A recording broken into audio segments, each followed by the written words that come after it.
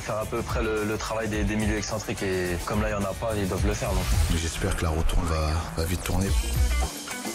Nous sommes d'excellents skieurs, mais on peut être aussi de temps à autre de très très bons footballeurs. Jusqu'à minuit, c'est l'after-foot. Jean-Louis Tour. Bonsoir à tous, c'est parti pour l'after. On est ravis de vous retrouver comme tous les lundis pour revenir avec du recul, avec les idées claires sur le week-end de Ligue 1 au travers des avis tranchés, des questions de l'after et des drôles de dames pour toute l'actu étrangère. Ce sera à partir de 23h. Comme tous les lundis, ils sont là. Daniel Riolo, salut Daniel. Salut les amis. Et Pierre Ducrot, salut Pierre. Mais pourquoi tu gardes ton écharpe ? Parce qu'il n'a pas eu le temps de l'enlever, il n'y a pas pensé. Non, c'est pas ça, c'est scandaleux. Hier, Daniel a demandé 10 fois qu'on coupe la clim, elle est jamais coupée, donc moi maintenant je garde mon écharpe pour pas être Mais malade. elle n'y est pas ce soir. Ah oui. Elle y est pas ? Tu vas avoir chaud là. Ah bon, j'enlève alors. Très bien. Très bien. Vous C'est avez délicat, ça, Daniel. vos petits problèmes d'hier là. Oui. Oui, on te met au courant quand même. Ah bah c'est gentil. C'est Non, mais gentil lui, de il est en m'informer. pleine forme, il rentre de vacances, monsieur. Ah moi je suis au top, puis je vous ai écouté, etc. Donc plein de choses à dire. C'est vrai, envie de c'est revenir vrai, sur c'est vrai plein ou de t'as choses. vraiment coupé ? Non, j'écoute quand même. Ouais. C'est vrai ? Tu nous as écouté Là, quand par même ? exemple, j'avoue que l'émission d'hier, je l'écoute à chaque fois pour essayer de pas être trop redondant sur les sujets. Même si on va revenir un peu sur ce que déjà vous avez évoqué hier sur l'OM, ce sera l'avis tranché de Daniel. Il y aura également celui de Pierre consacré à Rennes. Alors ça, vous en avez pas parlé hier. Mais Rennes, on s'est souvent moqué dans l'after. Daniel, je parle sous ton contrôle. Hein. C'est toi le pilier de l'émission. À juste titre. Bah Voilà. oui, c'est souvent à juste titre, on a tous. À juste titre. On en parlera. Mais On en il se parlera. trouve que cette semaine, ils ont reçu une visite, les Rennais. Une sainte visite. d'accord. Et que tout va changer maintenant pour eux. Non, mais excuse-moi. Donc, en Moi, fait, moi, c'est pas sur la visite, c'est mais d'un point donc, de vue en un peu plus tu global. reprends les fluides, tu peux pas les donner à tout le monde. Tu l'avais donné à Genesio, là tu l'as repris Moi, et tu l'as généralement, je donné au le Rennais. ouais, non, mais donne pour attends, 2 mois. Ah ouais, 2 mois, Donc, ah bah il c'est vaut bien, mieux- là, il pour vaut la fin mieux de me saison, choper, il vaut pour la mieux fin me de choper en saison, fin c'est de nickel. Ah ouais. c'est Je ça. le donne pour 2 mois. Voilà, généralement. J'arrive, Ouais, ça tombe bien. petit mélange, les filles. Ouais, vaut mieux te voir au mois d'avril, quoi. Comme ça, tu finis en trompe. Ouais. Pascal Duprat, tu lui avais donné ? Ouais, mais au mois bah de oui. au mois de Ah ouais, c'est vrai, en septembre. plus. Au mois de Bah, bien septembre. sûr, ouais, tu c'est vrai. rigoles. Moi, je vais le voir et tout, c'est leur meilleure période. Ils ont Ouais, pas eu, mais ils ont quand pas eu d'aussi bonne période après. Quand ? Qui Septembre ? De quoi? Ah oui, c'était début septembre. Ah ouais, Oui, après, il y a trop de Ah oui, temps non, mais derrière. moi, Il j'y y a vais trop de quand temps derrière après. j'y vais quand ils veulent bien me surtout. Il y a le temps de te recevoir. recasser la gueule derrière. Ah. Pélissier, Amiens aussi. Début de Ouais. saison. Ouais. Bon, après, tu vas voir début de aussi. saison. Ouais. En même temps, tu vas voir les gens qui marchent. À chaque fois. Bah oui.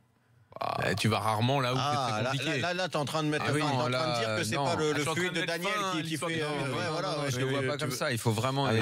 il faut vraiment que tu notes qu'après, il y a une embellie qui est indéniable. D'accord. Eh ben, je t'invite à aller voir Frédéric Hans ou Christophe Galtier et on verra. Là, c'est un défi à ta hauteur, tu vois. Alors, avec Lille, ça peut très bien marcher pour qu'ils se sauvent. Eh ben écoute, on verra. C'est ça. Ça serait et bien on en comme reparle. expérience, tiens. Lille, on en reparlera d'ailleurs dans les questions de l'after tout à l'heure, puisque les propos de Christophe Galtier vont peut-être vous faire réagir. On y reviendra donc en fin d'heure. Et puis les drôles de dames seront là, avec un gros programme, évidemment. Alors je précise s'il y a des petites réactions de Daniel ou de Pierre en même temps. On raconte tout. On a un œil sur France-Brésil. On ne sait pas si la France va se qualifier ou non pour les demi-finales de la Coupe du Monde 86. Voilà, Chez 86, nos faut le dire. Parce qu'on a eu des confrères. France-Brésil. L'envolée de Joël Bats. Puis là, l'arrêt de Joe Bat avant, là. C'est sur la chaîne L'équipe là, de nos confrères. La fameuse ouverture de Platini pour Bellone. Non, mais n'y allez pas. tu Nous, on penses qu'il va va marquer vous une commenter touche, le match. il envoie. N'y allez Mais pas. vous inquiétez pas, à la fin, la France va se qualifier. Je vous Parce flingue le suspense. le jeu, là, ça part d'Amoros en une touche qu'on voit sur Platini qui fait déviation immédiate en profondeur sur Bellone. L'action, elle est magnifique. Ça, mais c'est fou qu'il n'y ait pas un coup de sifflet là quand même. Ah oui, là, c'était C'est un truc de fou. Bon, là, au niveau scandale arbitrage sur ouais, là, Bellone, là, c'est un c'est si un vous peu aimez dingue, là. le vintage, rendez-vous demain. Demain, soirée exceptionnelle. Ce sera le cas dans l'after. Je vous fais l'annonce tout de suite. Demain, on va revivre France-Brésil 98 sur RMC, sur BFM Sport. Grande soirée entre 20h et minuit avec l'avant-match, avec le match en intégralité, commenté avec Jeannot Rességuier. C'est bien, c'est génial. Avec Captain Larcher, génial, avec mais- Franck Leboeuf également. Ouais, non, mais c'est top, mais c'est pas la France de 86 quoi. Non, Désolé. c'est vrai. Et le débrief donc dans Le match, l'after, ouais, pas after aussi beau du exceptionnel. Donc, laissez-moi faire mon métier, s'il vous plaît, pour vendre donc cette soirée de demain exceptionnelle. Et puis Team Dugas également demain, à ne pas rater à 18h. Là, l'émission sera à la Canopée des Halles avec le trophée, la Coupe du Monde qui sera là, puisque la Coupe du Monde fait régulièrement une tournée un peu partout dans le monde. Elle est à Paris demain.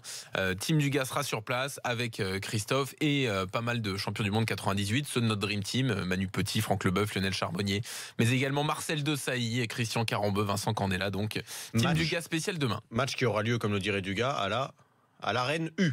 Alors non, ça c'est le match des 20 ans, le match Ouais, ça, anniversaire, ça il aura lieu le 12 juin à la U Arena. À la U Arena.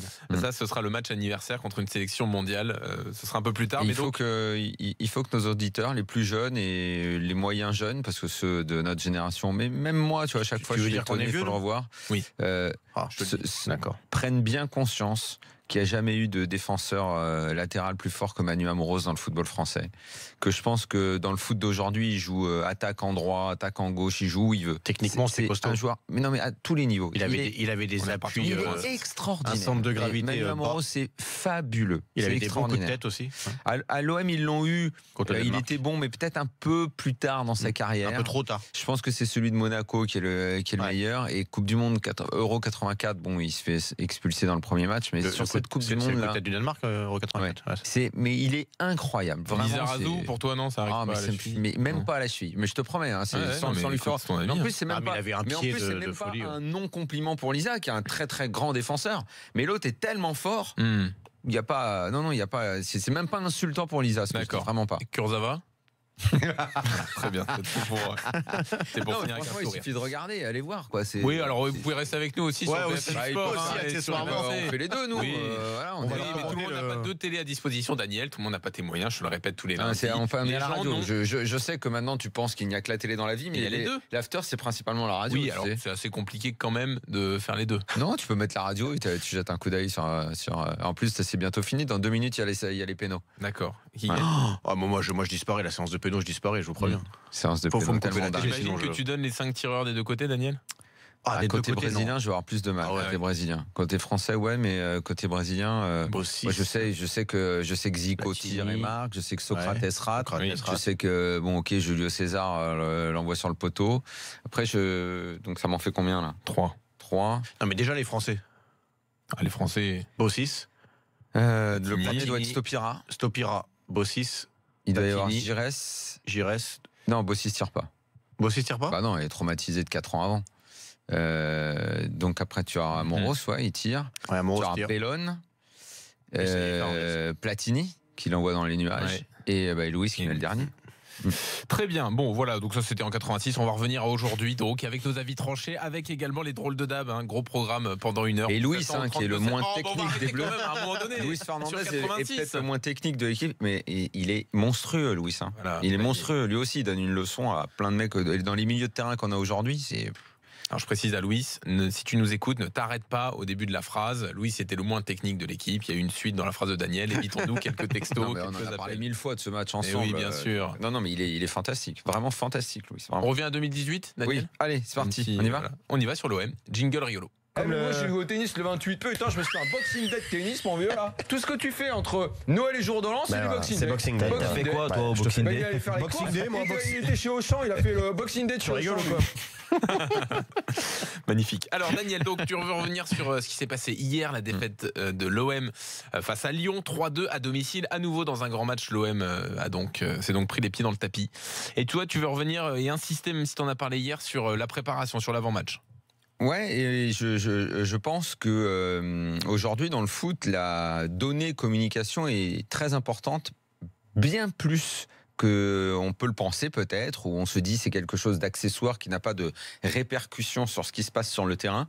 Je n'y crois pas. Je ne crois pas qu'aujourd'hui il n'y ait pas d'incidence entre ce qui se passe autour et ce qui est dit autour et ce qui se passe sur le terrain ensuite. L'OM a fait beaucoup de bonnes choses cette saison, notamment être un acteur majeur de notre championnat alors que c'était pas couru d'avance, être encore et le dernier club français en course en Coupe d'Europe, et ça non plus c'était pas couru d'avance. Est-ce que ce que je vais dénoncer à présent, bien faire, aurait pu leur permettre d'être encore plus forts? Je ne sais pas, mais en tout cas, peut-être que certains virages auraient pu être mieux négociés. Ce dont je parle, c'est la communication qui est le dossier sur lequel l'OM doit vraiment travailler. Bon, ça commence cet été avec toute la com autour de l'avant-centre qui n'arrive pas et qui arrive, et globalement c'est assez foireux. Je fais un petit saut dans le temps et je vais jusqu'à Jacques-Henri Hérault avant la trêve et sa sortie totalement inattendue pour un type qui communique pas trop. Je vais pas trop loin à parler des paperboards de Jacques-Henri Hérault, on va gagner la Coupe d'Europe. Je remonte pas, je reste mais tu vraiment... pourrais les mettre aussi dedans. Oui. Mais bon, déjà cette sortie sur l'arbitrage, genre je vais me mettre un peu sur le même plan que Jean-Michel Aulas parce qu'il est bien entendu là. Pas question pour moi qu'on me réponde oui mais les autres font pire. Non, ce qu'il y a de bien dans la vie, c'est d'essayer de bien faire. C'est pas d'être aussi bête que le voisin. C'est pas parce que Jean-Michel Aulas fait tout le temps son cinéma là-dessus. Oui, Socrates vient de rater. Qu'on est obligé de faire pareil. Bien sûr. Et l'OM d'ailleurs ferait bien de se distinguer, de ne pas trop rentrer dans cette guéguerre qui est en plus, je le crois, réellement voulue par Aulas principalement. Cette guéguerre avec l'OM.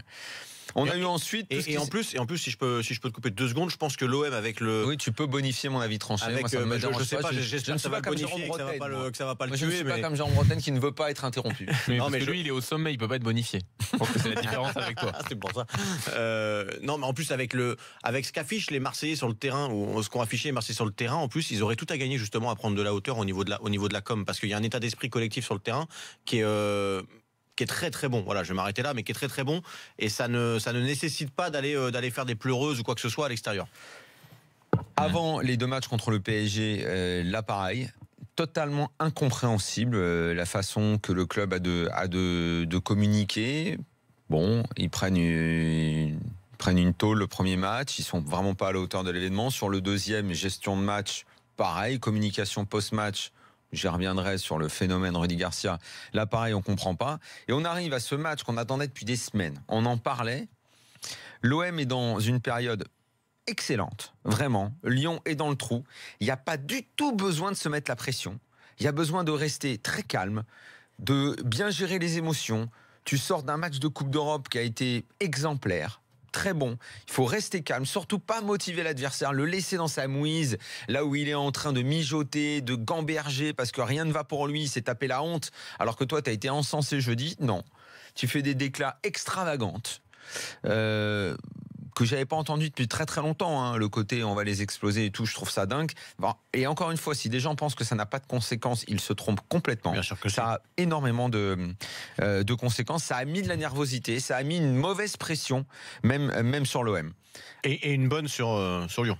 On en revient. Ouais, bah là, c'est exactement comme si tu leur disais bon, bah, de toute façon, là, vous êtes complètement dans le trou, on va vous mettre la tête sous l'eau. De toute façon, c'était leur dernière chance de faire quelque chose. Il fallait évidemment s'attendre à une réaction de leur part. Ils ne pouvaient pas s'enfoncer indéfiniment. Il y a quand même 2-3 bons joueurs dans cette équipe. On n'est pas en train de parler des derniers non plus, tu vois, voilà. Il n'y a rien de plus élecmentaire que ça. Tu colles ça dans le vestiaire et ça marche toujours un peu. C'est la base en sport. Ça marche toujours un peu. Les mecs tombent dans le panneau là-dedans. On arrive j'arrive au post-match. Thauvin pète complètement un câble, qui raconte n'importe quoi. Là, on dirait le sous-fifre d'une bande mafieuse. Il le paieront, c'est ridicule. On parle même pas du pétage de plomb. Bon, après, chacun a envie de dire ce qu'il veut sur la baston qui a commencé, qui a pas commencé. C'est grotesque, mais bon, il me semble quand même que Rami n'est pas exempt de tout reproche. Je peux me permettre de le critiquer de temps en temps. Rami, je l'aime beaucoup, j'en dis toujours du bien, mais il faut un peu rester objectif aussi. Il paraît être à l'origine. Voilà, t'as pas abordé Garcia contre l'arbitre. Et j'arrive, conclusion. Voilà. Lui, ça ne sont pas des points. Tu sais, il n'y a pas des points comme foireuse avec lui. Lui, c'est un continu. Lui, c'est un continu. Il est régulier. Et moi, je vais prendre un risque. Je vais vous dire un truc. Et je suis convaincu. Et s'ils veulent dire qu'ils ne sont pas d'accord avec moi, je les invite à téléphoner. Mais je suis convaincu que la grande majorité des Marseillais ne l'aiment pas. Je suis convaincu. J'ai pas fait de sondage. J'ai pas demandé. Mais je pense humblement connaître très bien les Marseillais. Ne l'aime pas ou n'aime pas sa com? Il ne l'aime pas, et lui et sa com. D'accord. J'en suis convaincu. Les Marseillais, évidemment, sont lucides pour voir que les résultats sont là et qu'il y a très longtemps que Marseille n'a pas vécu une aussi belle saison. Mais je suis sûr que la grande majorité des supporters marseillais n'aiment pas. Parce qu'ils n'aiment pas qu'on leur raconte des histoires. Parce qu'ils le voient arriver. Et les Marseillais, ils discutent assez d'arbitrage comme ça, à se plaindre, à jouer les grandes gueules et tout. Ils n'ont pas besoin que leur entraîneur fasse ces comédies et ces cinémas-là. Non, franchement, je pense que c'est même pas. Je suis convaincu que c'est pas leur genre. C'est déclaration d'après-match. Rappelle-toi l'histoire de la meilleure défense quand on enlève les matchs où il y a trop de buts encaissés. Ils connaissent un peu le ballon. C'est ce que je vous dis. Ils le voient venir. Ils sont pas pris pour des cons. Tu leur racontes pas des histoires pareilles. Ok, qu'il y ait une base de mecs un peu simplets qui vont marcher à ça. Mais moi, je parle de la grande majorité. Je suis convaincu qu'ils n'aiment pas Rudy Garcia, qu'ils n'aiment pas ce qu'il dit, ce qu'il véhicule comme image du club. Ces débriefs d'après-match incompréhensibles, ces chouineries interminables sur les arbitres qui sont insupportable hier, mais c'était en dessous de tout, du nullissime, tout ce qu'il a dit. Et j'espère, c'est ma conclusion, j'espère que ça ne va pas leur coûter cher pour la fin de saison, parce que mine de rien, l'OM, c'est un petit peu comme Lyon, quoi. C'est un peu fil de rasoir aujourd'hui. Ils peuvent, parce que ça commence à devenir chaud maintenant, la Coupe de l'UEFA, enfin l'Europa League, se faire sortir. S'ils terminent 4e, c'est dommage, parce qu'il y a tellement eu de belles promesses que ce serait un peu décevant. Et si le match d'hier, ou au moins, même si tu te foires, tu dois pouvoir faire match nul et garder tes distances avec Lyon, à l'arrivée, perdre à domicile contre Lyon, c'est une bonne grande claque dans la gueule que l'OM aurait pu éviter, je pense. J'ai une petite question En avant de te préparant le donner match la parole, autrement, et ça Pierre. aussi, responsabilité Garcia. Et avant de donner la parole à Mathieu. Oh là là, Michel Platini embrasse le ballon. Non, mais je le Et sens la pas. tribune. Ouais, juste sur la course d'élan, je peux te dire qu'il va. La course d'élan, elle est bonne. Tout est bon. Je pense que ça va pas. Dans son visage, là, j'ai vu dans son regard qu'il allait pas. Tu vois, il cadre pas. C'est incroyable. Bon, c'est pas qu'il cadre pas, c'est qu'il la met dans les nuages. C'est fou. Alors, juste, dans ce que tu as dit, Daniel, moi j'ai une question quand même sur Zambo Anguissa. J'ai toujours pas la réponse. Pourquoi il a pas joué? Mais je ne sais pas. Est-ce que la meilleure stratégie, parce que là on a l'impression que c'est une punition de la part de Garcia, t'as trop parlé avant, Non, je te fais pas moi, jouer. je pense pas. Est-ce que la meilleure stratégie, c'est pas de Zambo le Anguissa prendre? n'a pas démarré non plus jeudi. Hein. Oui, moi je pense pas que ce soit une sanction par rapport à Donc c'est qu'il ses s'est préparé pour jouer, enfin je sais pas. Non, mais est-ce que la meilleure stratégie, justement dans la gestion des émotions et tout, c'est pas de lui dire bon, voilà, tu l'as ouverte, et ben maintenant je te mets sur le terrain, oui, mais assume, sauf et montre que t'es un bonhomme. Sauf que peut-être Garcia ne voulait pas jouer avec lui tout simplement, il voulait jouer avec Lopez et voilà, basta. Donc à un moment donné, tu changes pas tes titulaires parce qu'il y en a un qui l'a ouvert dans la presse avant le match. Excusez-moi une chose. Vous avez je sais pas. Plus de souvenirs de mecs qui chambrent avant le match et qui se font claquer le beignet, ou de mecs qui chambrent avant le match et qui réussissent et qui gagnent? Oui. Hein, c'est un classique. Je veux dire, que non. On parle Non, le PSG l'année dernière, après le Barça, le 4-0. Il y a deux trois énergumènes de l'équipe qui se sont permis de chambrer un peu. C'est vrai. Non, qui chambrent pas, mais qui sont trop dans le confort. Arrogants, quoi. Un petit peu arrogants, voilà. Évidemment, de qui on parle? Exactement. Évidemment, on parle de qui? Kurzawa. Des mecs comme Rabiot, Kurzawa, c'est pas la première fois. L'histoire contre la. Enfin, à un moment, c'est une affaire de mentalité dans le sport de haut niveau. Alors, dans le chambrage d'après, c'est un peu ce qui s'est passé hier soir. C'est ce qu'on avait vu avec le maillot de Fekir. J'allais te dire, même le chambrage pendant, il est dangereux. Voilà. Même le chambrage. Et pourtant, pourtant, voilà, moi j'en ai fait aussi. On a tous fait sur le terrain parce qu'à un moment donné, t'as envie. Je leur dis pas faites-le. Je leur dis pas ne le faites pas. Chacun est libre de faire ce qu'il a envie. Mais c'est dangereux. Mais souvent, ça te retombe sur la gueule. Abstiens-toi, putain. Bien sûr. Abstiens-toi, ouvre pas ta gueule avant, parce que dans le sport, c'est vraiment le truc qui motive l'autre à mort. C'est le truc basique. Je dis pas que c'est simple à faire parce que des fois dans la tension, dans le match, t'as du mal. Mais le fermer sa gueule tout un match. Excusez-moi de l'expression. Oh putain, attends Pierre, Louis. Oh, Louis, lui je le sens bien. Oh là, il ferme le pied, il croise.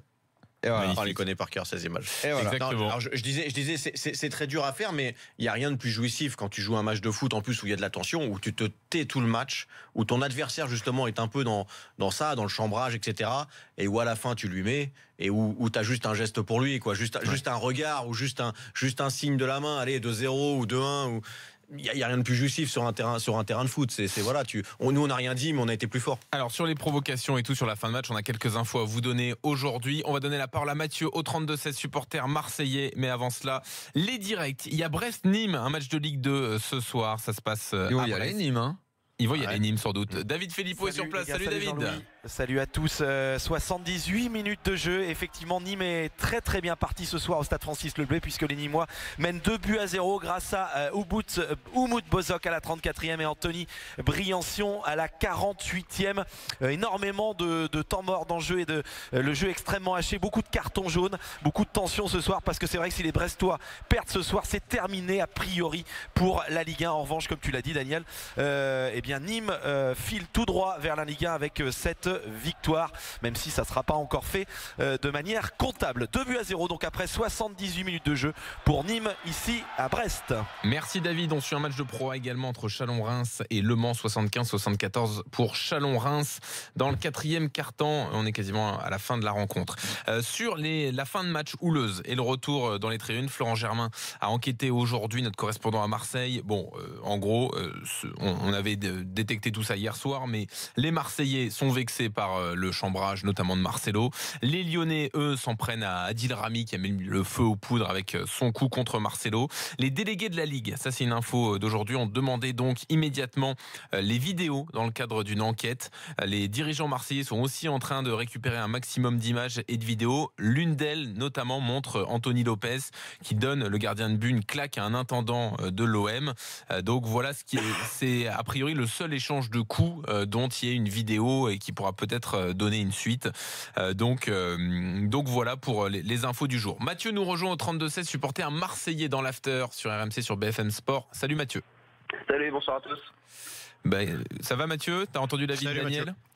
Ouais, j'ai entendu. Moi, je suis d'accord avec lui. Il faut arrêter de parler, ou sinon, quand tu parles avant, faut être sûr de gagner. Et vu il n'y a pas d'autre mot, qu'on se chie toujours dessus quand on parle, faut arrêter au bout d'un moment, quoi. Ouais, alors tu dis on se chie dessus, c'est vrai qu'il y a un problème mental. T'as envie peut-être d'insister là-dessus parce parce que c'est une expression, Jean-Louis. Oui, bien sûr. C'est un problème mental, bien sûr. Bien sûr. Non, mais parce que il y a une différence, je trouve, entre les Marseillais qui se font une montagne de la phrase de l'un de leurs partenaires qui pourrait exciter l'adversaire, et les Lyonnais qui, eux, pour le coup, mentalement, il y a des mecs. Je veux dire, Depay et Mariano, on peut leur reprocher plein de choses, mais mentalement, ils restent dans leur match jusqu'au bout, même s'ils ont raté plein de choses avant, même si la situation fonctionne pas. Moi, j'ai pas compris Anguissa pourquoi ils sortent ça maintenant. Ils étaient au fond du trou Lyon et c'est bien un moyen de les booster, c'était de faire une déclaration comme ça. Ça me fait penser à l'époque du Grand Marseille quand le président de Paris il avait dit on va leur marcher dessus et que Tapie avait affiché les journaux en gros pour les motiver. C'est pareil. Ça marche toujours ça. Ça marche toujours. Ça marche toujours ça. Tu l'expliques, tu sais que leur saison elle était morte. Et au-delà, Mathieu, de Zambo Anguissa, les propos de Garcia sur l'arbitrage, Daniel disait à son avis. T'en peux plus de Garcia, d'accord. Ah non, moi j'en peux plus de ces déclarations. C'est comme Wenger, c'est comme Ola, c'est jamais de leur faute. Ils se remettent jamais en question. C'est la faute du terrain, la faute des maillots, la faute du ballon, la faute de la pelouse, des supporters. C'est jamais de ta faute. Au lieu de dire, je me suis trompé sur la composition d'équipe, sur Maxime Lopez, ou pas donner un nom, parce que là tu le tues si tu fais ça en donnant un nom, mais dire l'erreur est pour moi, on n'a pas été bon, et toujours sortir des excuses, au bout d'un moment c'est insupportable. Ouais. Écoute, tu es plutôt d'accord avec nous tous, Mathieu. Merci d'être venu dans l'after. À bientôt. Bonne soirée, Mathieu. Salut Mathieu. Avis tranché de Pierre à venir sur le Stade Rennais, le club qui prend forme, qui progresse bien. On va voir jusqu'où ils peuvent aller. Tu vas nous dire tout ça dans quelques secondes dans l'after sur RMC, sur BFM Sport. À tout de suite.